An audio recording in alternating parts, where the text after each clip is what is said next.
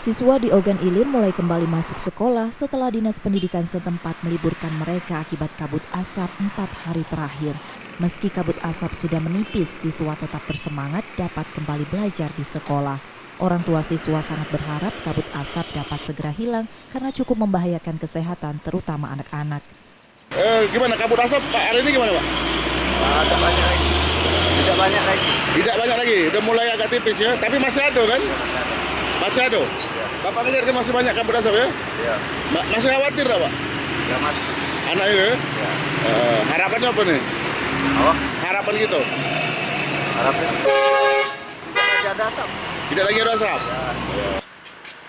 Ogan Ilir merupakan daerah penyumbang kebakaran lahan terbanyak setelah Ogan Komering Ilir dan Musi Banyuasin.